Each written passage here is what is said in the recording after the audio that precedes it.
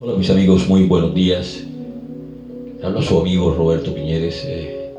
Siempre traemos diferentes cosas, diferentes puntos, diferentes reflexiones. Y hoy me toca hablar de un tema un poquito que no se habla mucho en el día de hoy.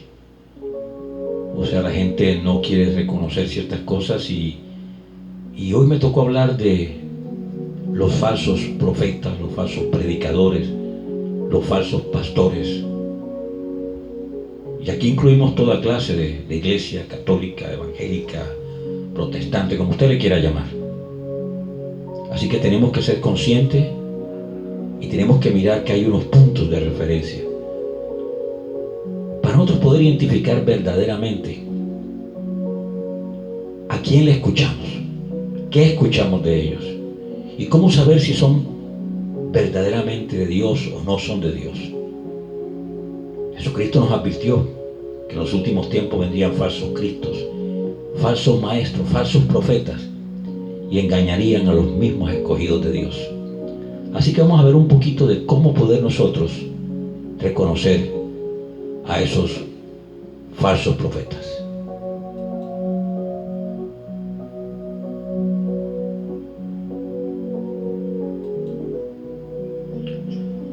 Martin Lloyd-Jones es un gran predicador. Hizo un estudio sobre esto y nos dio ciertas pausas que debemos seguir nosotros para poder identificar. Se llama Martin Lloyd-Jones porque quería instruir a la gente sobre los peligros de los falsos profetas. Basado en Mateo capítulo 7 versículo 15, que dice de la siguiente manera: guardaos de los falsos profetas que vienen a vosotros con vestidos de ovejas, pero por dentro son lobos rapaces. Aquí vamos a mirar las siguientes observaciones respecto a esto. Número 1, el falso profeta no tiene puerta estrecha en él. ¿Cómo se puede describir a un falso profeta? Según él, creemos que la forma más adecuada de contestar es decir que no es puerta estrecha en él. No hay camino angosto en estos falsos profetas. Todo tiene que ser, no tiene enemigos, nadie le persigue por sus mensajes. Es carismático, dinámico, popular, agradable a la vista y al oído. Muy consolador, muy tranquilizante, y siempre es así el falso profeta. Su vestido de oveja siempre agradable, siempre invariable y atractivo. Número 2, un falso profeta no predica doctrinalmente. ¿De qué manera se da a conocer este espíritu tan inofensivo del falso profeta? Miremos esto. Se manifiesta en general en una ausencia total de doctrina en cuanto a tal el mensaje. No le gusta la predicación doctrinal, siempre es muy vaga. En vez de enseñar al pueblo de Dios sobre la sana doctrina para que sean edificados en la fe, el falso maestro se limita exclusivamente a mensajes bonitos, positivos, con el fin de elevar los espíritus de la congregación. En sus sermones, los sentimientos, las emociones, las risas y hasta las lágrimas ocupan el lugar que debe corresponder a la exposición de la verdad de Dios. Número 3, un falso profeta o ministro solo predica sobre el amor de Dios. El falso no dice nada sobre la santidad, ni la justicia, ni la ira de Dios. Su Dios es una deidad que él mismo ha inventado en base a sus antojos carnales. Siempre predica acerca del amor de Dios y nunca menciona las otras cosas. Nunca hace temblar a nadie cuando habla de ese ser santo, como un santo que debemos nosotros identificarnos. La teología del falso profeta está dotada completamente distorsionada. Solo entiende a Dios a la luz de sus propios caprichos. Esta es la razón por la cual esconde la verdad. Quiere ser agradable, inofensible, popular, no ofender a las personas. Por lo tanto, pasa muchos tentos de la revelación bíblica divina tocante a Dios. Número 4, el falso profeta no enfatiza en el juicio final. ¿Cuándo fue la última vez que escuchaste un mensaje sobre el juicio final? Algo que el falso predicador no declara es que se acerca el gran día del juicio. En este sentido, los nuevos no tienen nada en común con los profetas del Antiguo Testamento, ni con los apóstoles del Nuevo, ni con el mismo Señor Jesús, ya que todos ellos siempre hicieron hincapié en el juicio venidero. Los falsos profetas se caracterizan por un espíritu liviano que no toma en serio las amenazas del centro de Israel. Paz, paz, paz, cuando verdaderamente no hay paz. Incluso algunos de ellos se oponen a los verdaderos predicadores de Dios por sus sermones, resultan demasiado incómodos y ofensivos. Número 5.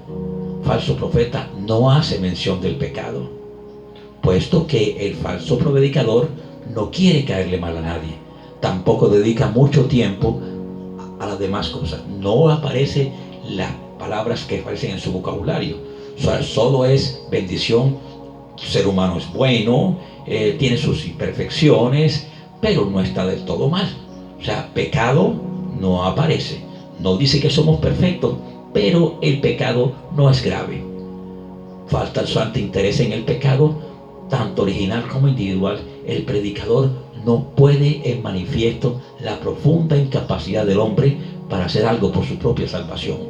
Esto produce una especie de doctrina humanista donde el hombre se convierte en el agente activo de su propia salvación, la cual es una negación explícita del Evangelio de la gracia. Número 6. Un falso profeta no predica sobre el Jesús bíblico.